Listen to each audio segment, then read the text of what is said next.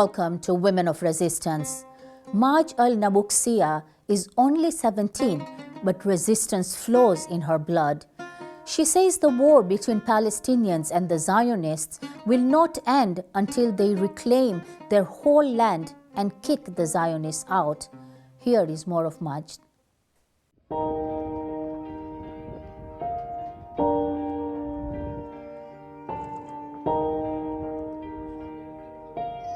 Proverbs 22 verse 6 says, "Train up a child in the way he should go. Even when he grows older, he will not abandon it." For the parents of one particular Palestinian teenager, it was heartwarming to know that in the midst of the latest catastrophe brought on by the Israelis, there is a young person who exemplifies the spirit, the heart and the resilience of Palestine, a community still reeling in the aftermath of an active genocide. I'm Madj Al-Nabuksieh, 17 years old and half. I'm here to talk about the people in Gaza. You asked me about the condition in Gaza. The condition in Gaza is alright right now because we don't hear any bombs as before. But the Israeli occupation are still targeting the officials. And the food, it has just coming before 2 months or 3 months last ago. How the people cope with this? They work hard to feed their children.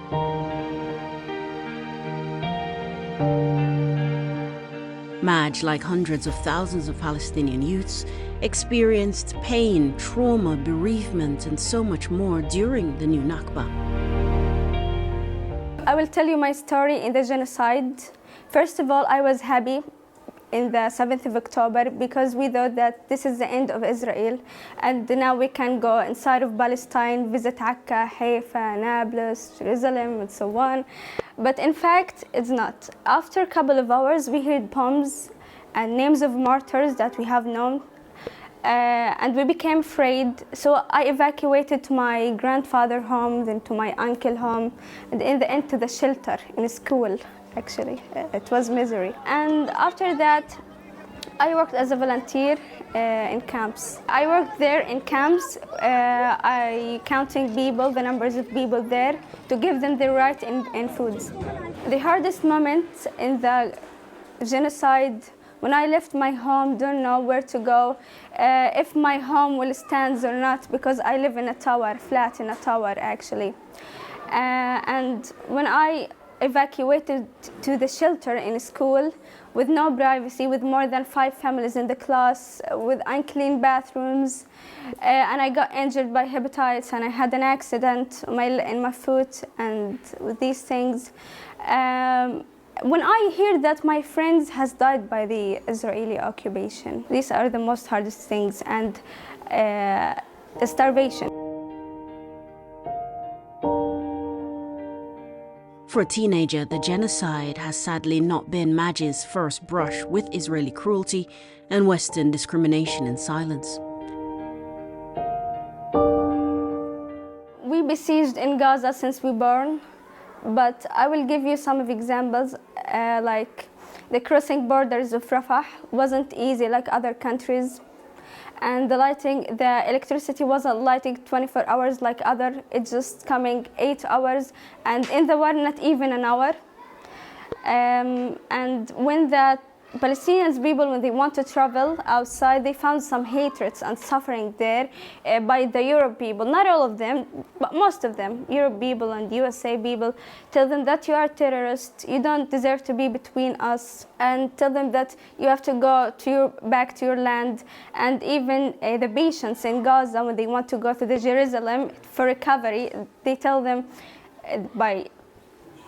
like the Jewish there, tell them, not all of them, but tell them that the same thing, found some hatred, suffering, and the occupation unallowed the people in Gaza from sailing, and not clean water all the time. And during my 17 years old, I lived many wars, like 2014 wars, and I raised with war, so life wasn't easy and I lost people.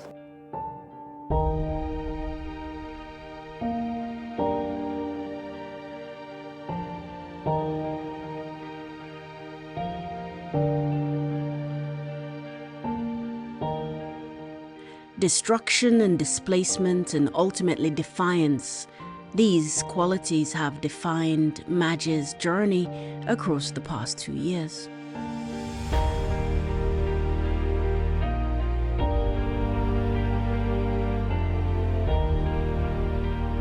I was able to go back to my home, but after the 7th of October, I was live normally in my home, but the occupation has bombed the home beside us, and the rebels in the home entered my flat, and it broke many things, and we cleaned it.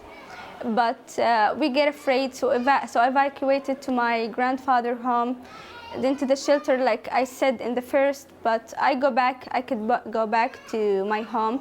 But during this evacuation, I found my home again filled in rebels. So we clean it again, but with more distribution, like with more rebels.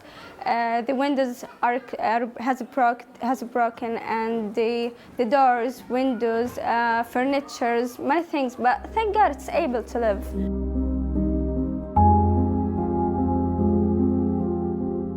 Despite what Gazans have endured, this latest cessation of violence by the Israelis does not feel permanent.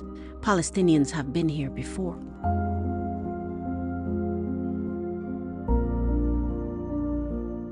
First of all, thank God because of the ceasefire, but in fact we don't feel this is peace, because they are still targeting us. They are still targeting the officials and starving us with high prices, and even they unallowing the journalists from reporting and entering inside of Gaza, international journalists. And this is our land, and we have to defend it because it's our right. And the fighting between us, the Palestinian people, and occupation Israeli army won't stop till we get our land back and beat them and kick them out.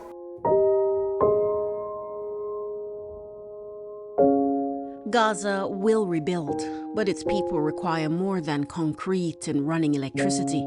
First, it has to be a reset from the soul. This will be tough for people who have experienced so very much. About the people in Gaza, it will be a pain in their hearts, because the things that they had passed into wasn't easy. So they need therapists to heal them. And I don't think that it has a recovery. And about myself, to take it as a reason to complete my life with improving myself more and more, and achieving my dreams. And achieving my dreams with the traveling. I can't skip the trauma when I'm surrounded by the rebels, and anything reminds me with the war. So the only solution is to travel outside till they rebuild the town again. And when they rebuild it, I can go back to her. I can go back to it easily.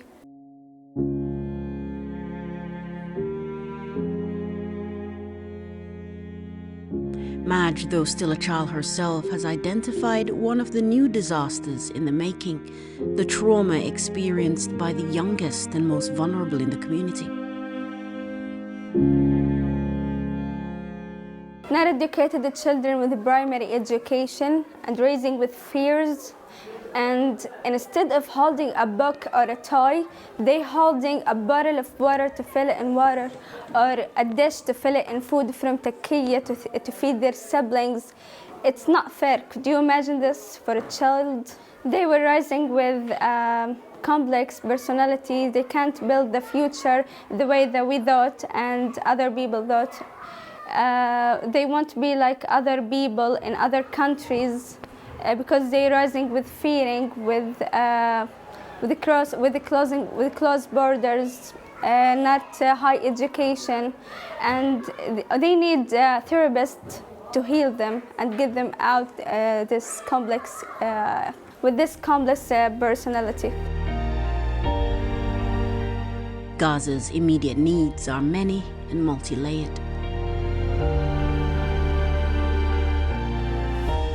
I want to restore the old Gaza that we have known before the 7th of October.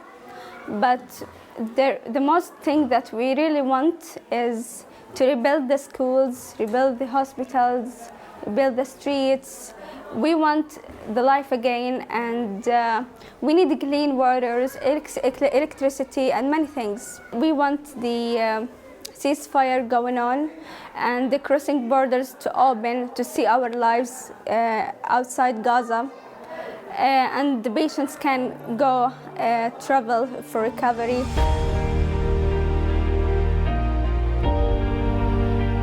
Palestinians are keenly aware of those who stood with them during one of their darkest hours and their toughest times. I want to thank the activists, people. I want to thank everyone who boss for us or prays for us and who stands beside us. I want to thank the journalists who are reporting the news to all of the world. And I want to thank you for this interview to reach to the people outside that we deserve to live normally as other people.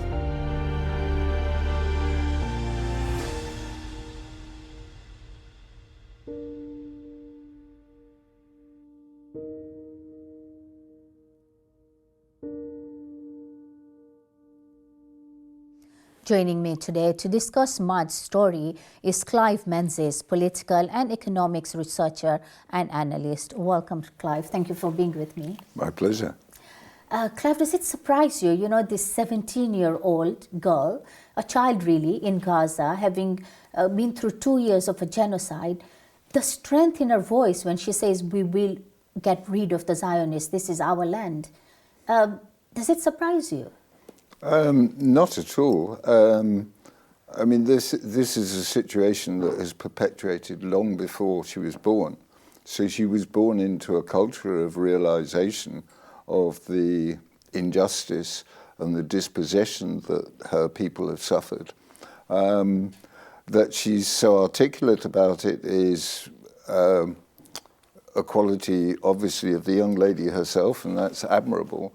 But the inner feeling, I would imagine, is shared by most Palestinians who have suffered enormously, as have many other people around the world. Which in itself, I think, we can say is a defeat for the Zionist entity who are trying to scare them. And you can see even a child isn't really, holding back.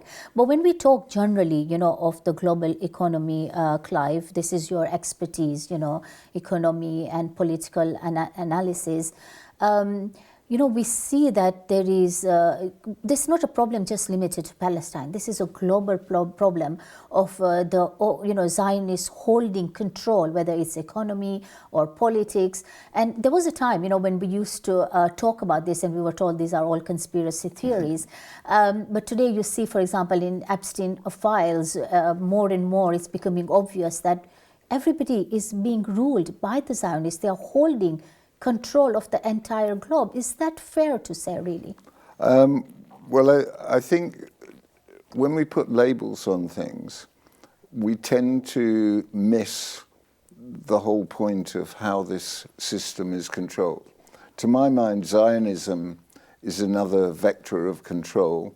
There are immense parallels between what's happening today more generally in the world and what happened in the Bolshevik Revolution in 1917, which was predominantly led by the cult. Now, I make a clear distinction between the cult, Jews, Zionists, because these are terms that have become, certainly Zionists and Jews have become interoperable, if you like. The Bolshevik Revolution was characterized by horrendous violence, stories that I couldn't even begin to describe, that begin to be reflected in what we're seeing in Gaza and elsewhere, the atrocities that are committed. But these were committed by a very small coterie of predominantly Jewish cult members, but the primary targets of the Bolshevik Revolution were the intelligentsia, who were also predominantly Jewish because they have a cognitive elite, which is a more complex question. And so the game that has been played for 2,500 years since if you like, the evolution or emergence of the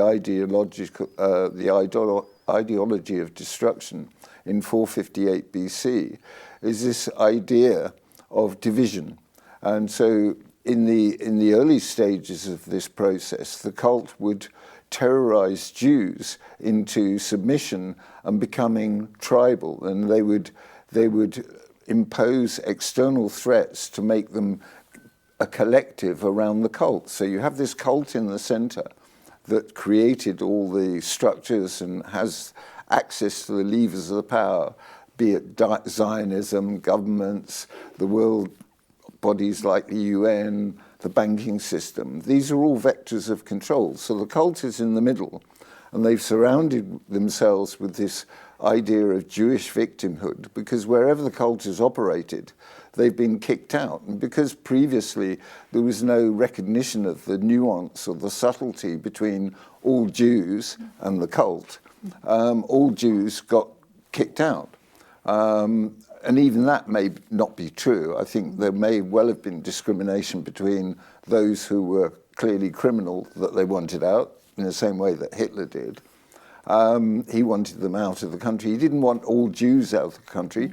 He wanted the cult out of the country. Yeah. And this is where the story gets complex and frightening, because one of the first things they did in the Bolshevik Revolution was create the idea of anti-Semitism and promote hatred against Jews in order to force Jews to demand a homeland, i.e. Palestine, which was given to the Rothschilds under the Balfour Declaration in 1917. So you have this process of creating a diaspora, the Jewish diaspora, who are fearful because they've been conditioned to think that everybody hates them. Yes. They have this sense of exceptionalism, which is toxic because it's divisive. We're all part of the same global family. The idea that there are any who are chosen over the rest is nonsense. So this is what has created the dynamic that we're living within. But there are also Jews, just to interrupt you, there are other Jews who live in other places, like Iran, for example. It's got a huge population apart from Palestine. They don't think in a similar manner, do they? I'm not privy to the psyche of all Jews, but I have a lot of Jewish friends who recognize what is going on, who want to join the human race as people. But this has been going on since the cult persuaded King Cyrus with his gold and his money to persecute Jews in Babylon and Jerusalem, to force them into this tribal mentality. And the narrative that built up after the Second World War around the Holocaust, which is unsubstantiated by any physical, documentary or other evidence that would verify that there was an industrial killing policy within the regime. There is no evidence to support that. But the whole narrative has been built in Hollywood, in academia, these memorials. I mean, the truth doesn't need anyone to defend it. It's like a lion, it will defend itself. Yeah. So the idea that you criminalize questioning something like the Holocaust clearly indicates that it cannot be substantiated because it cannot stand up on its own. So laws are introduced. But this sense of victimhood in the post-war period has validated the Six-Day War, where when I grew up in the 60s, and the Six-Day War in 1967, my understanding, superficial understanding, there was poor little Israel surrounded by these big bad Arab countries that were threatening it, and weren't they brave? And then you come to other wars, and then you get to USS Liberty in 1972, where the Israelis actually tried to take out a destroyer or an American ship with the full acceptance of the American government, who were under the same control of the cult. So all of these things are interconnected. Absolutely. We'll come back to it. Just to remind our viewers, you are watching Women of Resistance, where we highlight the plight of women who have been subjected to a genocide in Gaza. Thank you for that quite good history of why we are where we are, Clive. But looking at the situation in Gaza today and what is happening, do you think that there is a shift in the psychic of the global population in a way that has never happened before? Yeah, I think the emperor is beginning to be seen as naked, using the analogy of the empress' new clothes. This myth or facade of victimhood, I think Mossad's rule is war by deception. I mean, if you count all of the false flags that have occurred just in this century, I mean, there were enough in the previous century, from 9/11 through to 7/7, all of these that created this sense of perpetual war.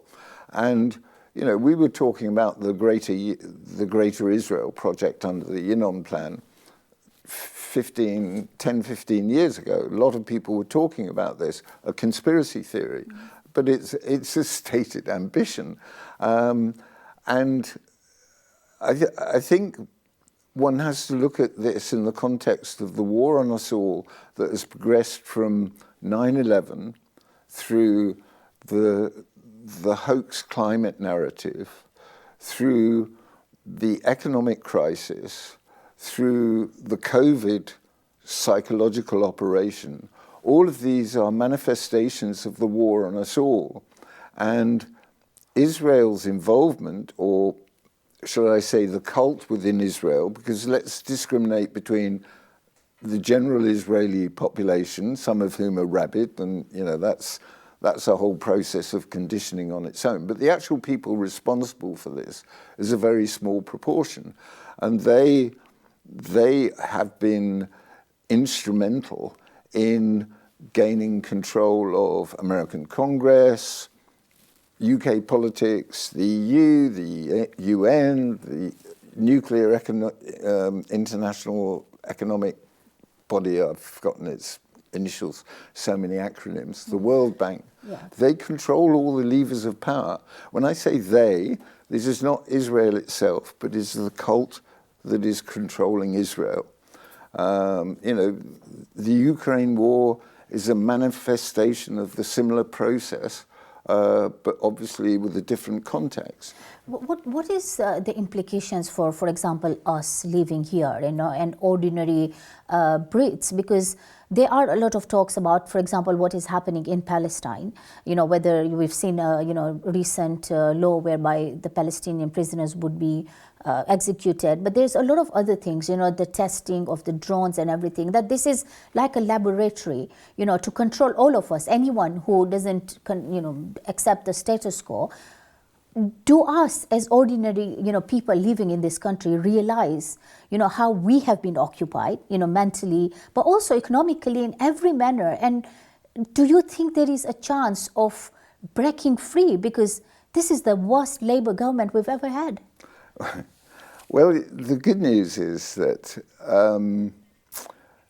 all of these vectors of control now have their own momentum. And I would argue that nobody within the cult at the top is in control anymore. It's a bit like the Sorcerer's Apprentice, in that it's been set going by the bloodlines or whatever you define the cult as, and now it has its own momentum because its power is exercised through so many vectors of control, be it Zionism, religion, politics, NGOs, whatever. It's all out there, and it's now, the structure is shaking itself to bits. I'm sure we'll look for another opportunity to do that. But thank you so much for being with us today. My pleasure. Appreciate. And thank you all for watching. We leave you with the sounds of Palestine by the artist Saif. Goodbye.